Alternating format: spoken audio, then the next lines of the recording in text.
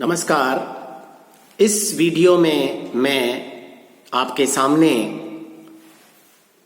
मृदुला सिन्हा के उपन्यास जो मेहंदी को रंग की उपन्यास के तत्वों के आधार पर समीक्षा संबंध में बातचीत करूंगा। जो मेहंदी को रंग उपन्यास एक सामाजिक समस्या को लेकर चलने वाला उपन्यास है और इस उपन्यास में लेखिका ने विकलांगों के जीवन को अपने उपन्यास का आधार बनाया और उनकी समस्याओं को हमारे सामने रखने का सफल प्रयास किया है। उपन्यास मार्मिक और हृदयस्पर्शी है। सामाजिक समस्या प्रधान उपन्यास कहना ही इस उपन्यास को सर्वथा उचित प्रतीत होता है। यदि हम उपन्यास के तत्वों के आधार पर इसकी समीक्षा करें तो कथा वस्तु की दृष्टि से यदि हम इसे देखें तो हम देखते हैं कि यह अपने आप में महत्वपूर्ण है। विकलांगों के लिए डॉक्टर अविनाश, जिन्हें सभी दद्दा जी कहा करते थे, निःशुल्क कृत्रिम पैर लगाकर सामाजिक धारा से जोड़ने के लिए एक संस्था का संचालन करते हैं और संस्था का मूल उद्देश्य विकलांगों की बिना किसी स्वार्थ की सेवा करना है। पति और ससुराल पक्ष की प्रिय शालिनी, जो कि इस उपन्यास की प्रमुख पात्रा है, दुर्घटनाग्रस्त होकर इस संस्था में आती है और कृत्रिम पैरों की सहायता से चलने में समर्थ होती है। पति द्वारा दूसरा विवाह कर लेने के बाद वह इसी संस्था का सदस्य बनकर सेवा करती है। परमार्थ और सेवा भाव ही उसके जीवन का उद्देश्य बन जाता है और वह संस्था के अधिकारियों और कर्मचारियों का दिल भी अपनी कर्तव्य परायणता से जीत लेती है। दद्दा जी के दिल में भी अपना स्थान बनाकर शालिनी अपंग, असहाय, यूनुस मियां, बंगाली दंपत्ति आदि सभी को आत्मीय भाव से देखती है। शालिनी के जीवन की 24 वर्ष की कहानी पूरे फ्लैशबैक में घूमकर कथानक का विकास करती हुई आगे बढ़ती है और चरम स्थिति की ओर अग्रसर होती है। जब दद्दा जी की इंग्लैंड में रहने वाली पत्नी उनके पास आती है तभी कई रहस्य खुलते हैं। दद्दा जी की विकलांगता का भी तभी मालूम चलता है और इसी क्रम में राठौड़ के प्रसंग को लेखिका ने उल्लेख करके अपंगों के पुनर्वास और स्वावलंबन की आवश्यकता पर बल भी दिया है। इसलिए कथानक अपने आप में संक्षिप्त है, रोचक है, सजीव है, कौतूहल से पूर्ण है। कुल मिलाकर एक कथानक में जो विशेषताएं होनी चाहिए वे सारी विशेषताएं जो मेहंदी को रंग उपन्यास के कथानक में है। वह प्रभावशाली भी है, सशक्त भी है और उद्देश्य कथन में भी पूर्ण समर्थ है। चरित्र चित्रण की दृष्टि से यदि देखें तो दो प्रकार के चरित्र इस उपन्यास में दिखाई पड़ते हैं। पुरुष पात्र के रूप में दद्दा जी हैं, मास्टर जी हैं, शर्मा हैं, जिन्हें चाचा जी कहते हैं, सभी यूनुस मियां हैं और इन पात्रों की चरित्रगत वैयक्तिकता है। स्त्री पात्रों में यदि देखें तो शालिनी है, महिमा है, रेखा है। शालिनी इस उपन्यास की नायिका ठहरती है। उपन्यास की केंद्रीय वह धुरी है जिसके इर्द गिर्द पूरा कथानक घूमता है। उपन्यास के सारे पात्र प्रत्यक्ष या परोक्ष रूप में शालिनी से जुड़े हुए हैं। रेखा और महिमा का कथा विकास में बहुत सहायक पात्र के रूप में स्थान है। दद्दा जी भी शालिनी की तरह उपन्यास के केंद्र बिंदु हैं और उनका नाम तो है डॉक्टर अविनाश। इंग्लैंड वासी दुर्घटनाग्रस्त होने पर पत्नी से उपेक्षित होकर वे भारत वापस आते हैं और विकलांग लोगों की सहायतार्थ एक संस्था की स्थापना करते हैं और निस्वार्थ अपंगों के कृत्रिम पैर लगाकर अपनी मानवता का परिचय देते हैं। मास्टर जी हैं एक पात्र जो कि संस्था के संचालकों में अपना महत्वपूर्ण स्थान रखते हैं।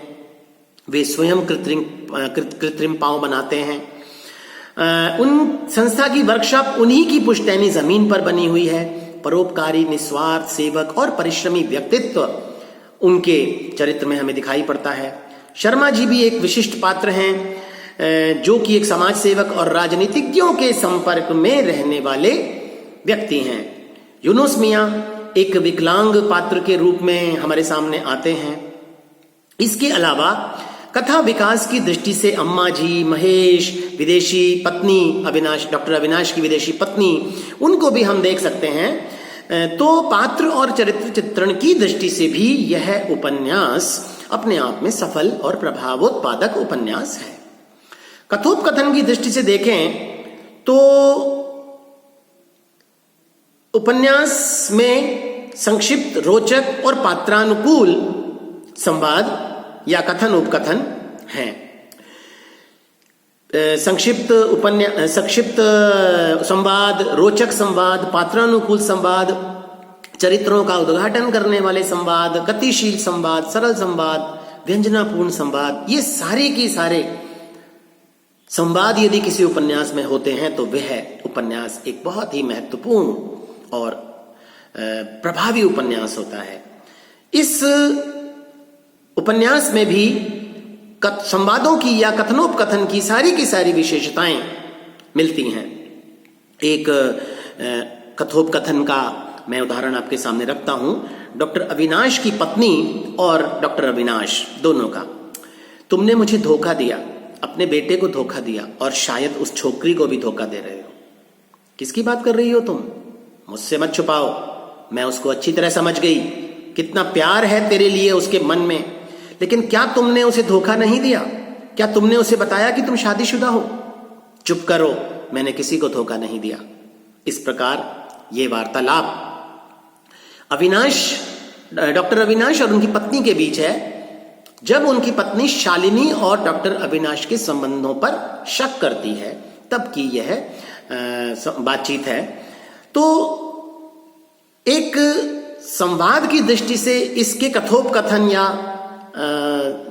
की बात करें तो यह एक सफल उपन्यास हमारे सामने दिखाई पड़ता है। अब बात आती है देश काल और वातावरण की। तो यदि हम देश काल और वातावरण की दृष्टि से देखें तो यह उपन्यास सामाजिक पृष्ठभूमि पर आधारित है, इसलिए विशेष वातावरण निर्माण करने की जरूरत नहीं पड़ी। दो स्थलों का चित्रण है, एक शालिनी के ससुराल का और एक विकलांगों के लिए कृत्रिम पैर बनाने वाली संस्था का। शालिनी की ससुराल का वर्णन बहुत संक्षेप में है।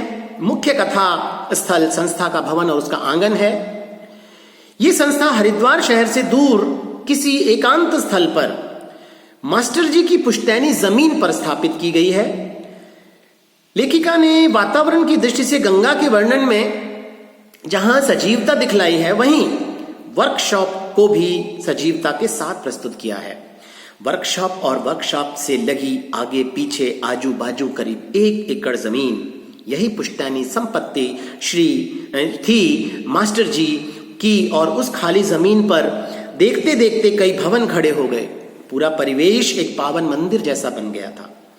इसके साथ ही उपन्यास में विकलांगों के अनुरूप वातावरण बनाने का भी एक सफल प्रयास लेखिका ने किया। इसलिए देश काल और वातावरण की दृष्टि से देखें तो यह उपन्यास एक सफल उपन्यास है। भाषा शैली की बात करें तो इस उपन्यास में प्रयुक्त भाषा शैली सरल है, सुबोध है। उसके साथ साथ इसमें अलंकृत और मुहावरेदार भाषा का भी प्रयोग हमें दिखाई पड़ता है। भाषा को और अधिक प्रभावशाली बनाने के लिए लेखिका ने अलंकृत भाषा का बखूबी प्रयोग किया है। एक उदाहरण मैं आपके सामने रखता हूं। शालिनी कच्चे धागे से बंधी पतंग की तरह कांप गई थी, ऊपर से नीचे तक, भीतर से बाहर तक। अब देखिए इस वाक्य में कितना अलंकृत पूर्ण वर्णन वे करती हैं। विदेशी शब्दों का भी प्रयोग हुआ है। अंग्रेजी भाषा का खूब प्रयोग हमें यहां मिलता है, जैसे who is she your partner, live and let them die. May I ask you where is doctor Avinash. इस प्रकार तत्सम शब्दावली का प्रयोग भी हम देख सकते हैं। पात्रानुकूल भाषा को लेखिका ने बड़े ध्यान पूर्वक हमारे सामने रखा।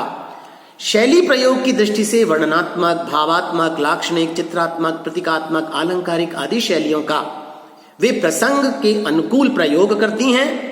इसलिए भाषा शैली की दृष्टि से भी यह उपन्यास एक सफलतम उपन्यास है। और जहां तक बात रही उद्देश्य की, तो उद्देश्य के रूप में हम देखते हैं कि लेखिका ने समाज का ध्यान विकलांगों की समस्या की ओर आकर्षित किया है। विकलांग किस प्रकार की मानसिकता लेकर अपना जीवन बिताते हैं, उन्हें किन किन समस्याओं का सामना करना पड़ता है, इन सब बातों का उल्लेख वे इस उपन्यास में करती हैं।